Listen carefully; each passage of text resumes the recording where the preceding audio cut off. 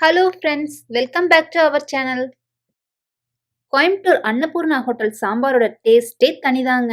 அந்த டேஸ்டியான சாம்பாரை வீட்லயே எப்படி ஈஸியா செய்யலான்னு பார்க்கலாம் வாங்க. இன்னைக்கு சாம்பார் செய்யறதுக்கு நான் துவரம்பருப்பு 1/3 கப் எடுத்திருக்கேன். அதாவது 75 கிராம். அதை ஃபர்ஸ்ட் நல்லா கழுவி எடுத்துடலாம். இப்ப பருப்பை நல்லா கழுவி எடுத்துட்டோம். ஃபர்ஸ்ட் பருப்பை தனியா வேக வச்சு எடுத்துக்கலாம். பருப்பு வேக வைக்கிறதுக்கு 1/4 டீஸ்பூன் மஞ்சள் தூள் சேர்த்துக்கலாம். அடுத்து 1/4 டீஸ்பூன் விளக்கெண்ணெய் சேர்த்திக்கலாம். இது கோயம்புத்தூருடைய வழக்கம். எந்த பருப்பு வேக வச்சாலும் விளக்கெண்ணெய் சேர்த்து வேக வைப்பாங்க. அப்பதான் பருப்பு சீக்கிரமா வேகும். பருப்பு வேகிறதுக்கு தேவையான அளவு தண்ணி சேர்த்திக்கலாம். இந்த பருப்பு வேக வச்ச தண்ணியை ரசத்துக்கும் எடுக்க போறோம். அதனால கொஞ்சம் எக்ஸ்ட்ராவே தண்ணி சேர்த்திக்கலாம். இப்ப ஸ்டவ் ஆன் பண்ணி குக்கர் மூடி வச்சிடலாம். இது 5 விசில் விட்டு வேக வச்சு எடுத்துக்கலாம். பருப்பு வேகிற டைம்ல நம்ம சாம்பாருக்கு அரைக்க தேவையான பொருட்களை எல்லாம் வறுத்து எடுத்துக்கலாம்.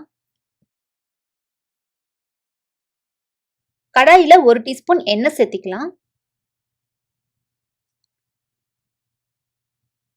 3/4 டேபிள் ஸ்பூன் கொத்தமல்லி, 1/2 டேபிள் ஸ்பூன் சீரகம், 10 போல மிளகு, 1 டீஸ்பூன் பச்சைக்கடலை பருப்பு, 2 காஞ்ச மிளகாய், கொஞ்சம் போல கருவேப்பிலை.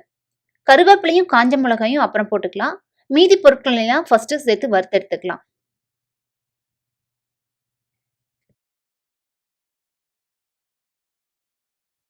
இதெல்லாம் சேர்த்து நல்லா ஃப்ரை பண்ணி எடுத்துக்கலாம்.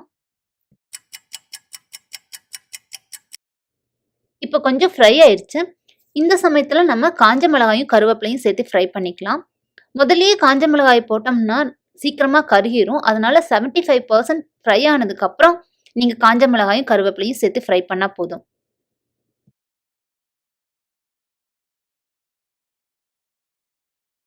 இப்போ இது நல்லா ஃப்ரை ஆயிருச்சு. இதை தனியா ஒரு பிளேட்ல எடுத்து வச்சுக்கலாம். இது கொஞ்ச நேரம் ஆறட்டும். அதுக்குள்ள நம்ம வெஜிடபிள்ஸ் எல்லாம் கட் பண்ணி எடுத்துக்கலாம். இப்ப பருப்பு நம்மளுக்கு நல்லா வெந்துருச்சு. இதுல கொஞ்சம் தண்ணியை நம்ம ரசத்துக்கு எடுத்து வச்சுக்கலாம். வேக வச்ச பருப்பை நம்ம வேற ஒரு பாத்திரத்துல மாத்திக்கலாம். வேக வச்சு இந்த பருப்பு கூட கட் பண்ணி வச்சிருக்க வெஜிடபிள்ஸ் எல்லாம் சேர்த்துக்கலாம். நான் இன்னைக்கு சுரக்காய், கத்திரிக்காய், கேரட் இதெல்லாம் சேர்த்திருக்கேன். கொஞ்சம் போல மாங்காய் சேர்த்திருக்கேன். மாங்காய் சேர்த்துனா சாம்பாரோட டேஸ்டே நல்லா இருக்கும். அதனால சேர்த்திருக்கேன். உங்களுக்கு விருப்பமான வெஜிடபிள்ஸ் நீங்க சேர்த்துக்கலாம். இந்த சாம்பார்ல முருங்கைக்காய் சேர்த்துக்கிட்டா இன்னும் சூப்பரா இருக்கும். இங்க சீசன்ல தான் முருங்கைக்காய் கிடைக்கும். எங்கிட்ட இப்ப முருங்கைக்காய் இல்லாதனால நான் போடல. மீடியம் சைஸ் தக்காளி ஒன்று சின்ன சின்னதா கட் பண்ணி அதையும் சேர்த்திக்கலாம். அடுத்து கரைச்சி வச்சிருக்க புளி தண்ணி சேர்த்திக்கலாம். புளி வந்து கொஞ்சமா சேர்த்திக்கோங்க. ஏன்னா நம்ம மாங்காய் சேர்த்திருக்கோம், தக்காளி சேர்த்திருக்கோம். அதனால நான் சின்ன நெல்லிக்காய் அளவுலயே பாதி அளவு தான் வந்து புளி சேர்த்திருக்கேன். மாங்காய் சேர்த்தலைன்னா புளி கொஞ்சம் ஜாஸ்தியா எடுத்துக்கலாம். அடுத்து இது கூட ஒரு பல் பூண்டு தட்டி வச்சிருக்கேன். அதையும் சேர்த்திக்கலாம். பூண்டு வந்து ஆப்ஷனல் தான். உங்களுக்கு விருப்பம் இல்லைன்னா சேர்த்திக்க வேண்டாம். அடுத்து உங்க காரத்துக்கு தகுந்த மாதிரி சாம்பார் பொடி சேர்த்திக்கோங்க. நம்ம ஏற்கனவே அரைக்கிறதுக்கு மிளகு, காஞ்ச மிளகாய் எல்லாம் எடுத்து வச்சிருக்கோம். அதனால அதுக்கு தகுந்த மாதிரி சேர்த்திக்கோங்க. 1/2 டீஸ்பூன் அளவு பெருங்காயம் சேர்த்திக்கலாம். அடுத்து சாம்பாருக்கு தேவையான அளவு உப்பு சேர்த்திக்கலாம். கொஞ்சமா தண்ணி சேர்த்தி மூடி வச்சிடலாம். வெஜிடபிள்ஸ் எல்லாம் நல்லா வேகட்டும். ஃப்ரை பண்ணி வச்சிருந்ததுல ஆறிடுச்சு. நம்ம இதை ஒரு மிக்ஸி ஜாருக்கு மாத்திக்கலாம்.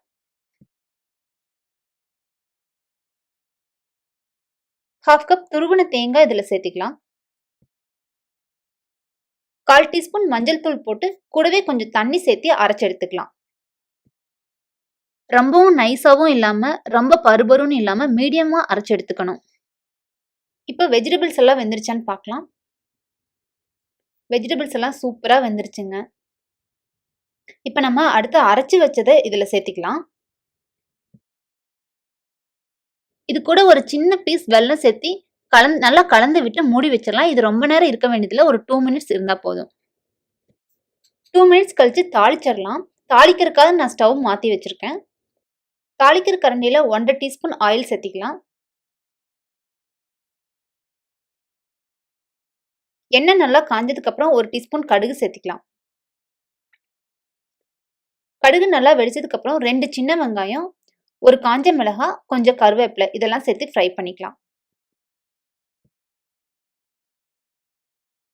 இப்ப இது நல்லா ஃப்ரை ஆயிருச்சு. இத சாம்பார்ல எடுத்து கொட்டிறலாம். நல்லா கலந்து விட்டு மூடி வச்சிரலாம். 1 நிமிஷம் இருக்கட்டும். இப்ப சாம்பார் ரெடி ஆயிருச்சு. லாஸ்ட்டா கொத்தமல்லி இலை போட்டு இறக்கிரலாம். அன்னபூர்ணா ஹோட்டல் சாம்பார ரொம்ப ஈஸியா சூப்பரா ரெடி பண்ணிட்டோம். கொரோனா டைம்ல ஹோட்டல்ல போய் சாப்பிடுற மாதிரியாங்க இருக்கு. ஸோ ஹெல்த்தியா வீட்லயே செஞ்சு சாப்பிடுங்க. Health is wealth. ஹெல்த்தியா சாப்பிடுங்க, வெல்த்தியா இருங்க. இந்த வீடியோ பிடிச்சிருந்தா லைக் பண்ணுங்க, ஷேர் பண்ணுங்க. நம்ம சேனல சப்ஸ்கிரைப் பண்ணி மறக்காம பக்கத்துல இருக்க பெல் ஐகான் பட்டன பிரஸ் பண்ணிருங்க. அடுத்து இன்னொரு இன்ட்ரஸ்டிங் ரெசிபியோட உங்களை எல்லாம் மீட் பண்றேன். Thank you friends.